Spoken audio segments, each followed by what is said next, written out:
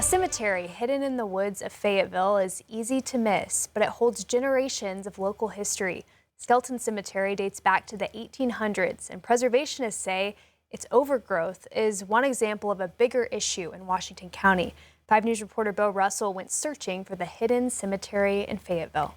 If you find yourself in Fayetteville just a few blocks off of College Ave and you're driving through a neighborhood and you see this bench at the end of that neighborhood's road, you've reached Skelton Cemetery. It's just a few steps behind me here in this forest.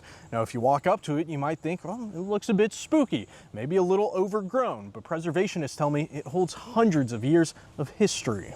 Just off College Ave, tucked into the woods of a Fayetteville neighborhood, Skelton Cemetery is hidden in the brush. Records say more than 30 people are buried here, but other documents say there could be acres of graves under the trees and brush. The cemetery was once part of the Skelton family farm. Auntie Skelton, a Civil War soldier, is buried here, along with even older soldiers. There's a Revolutionary War veteran buried in this cemetery. But its history is only part of its story. Cemetery conservationist Bob Young says the cemetery has been cleaned up before. Neighbors and descendants have tried to help over the years. He says a man who lived nearby was working to get it cleaned up and even looked into ways to turn it into more of a neighborhood park. The problem is this cemetery is technically owned by the county.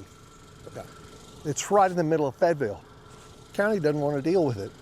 Fayetteville doesn't want it. Young says that's a common problem. He says Washington and Benton County have hundreds of cemeteries, many of them old family burial sites on former farms. And when families move away or land changes hands, the care can stop. Most governmental agencies or entities don't want to deal with cemeteries because they are a negative cash flow. Over time, trees grow in, vines cover the ground, and stones can break, sink, or disappear. Young says some of the oldest markers weren't even formal headstones. Most families back then, they didn't have the funds to have a headstone per se. But Young says there are ways to help. Teach people how to clean headstones and do no harm.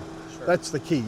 A lot of people will do a lot of damage with good intentions. And to Young, preserving a cemetery like this is about more than just brush and stone.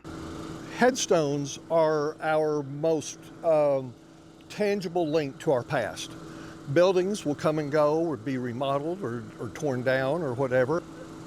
That headstone ideally should be there in perpetuity. In Fayetteville, I'm Bo Russell, 5 News.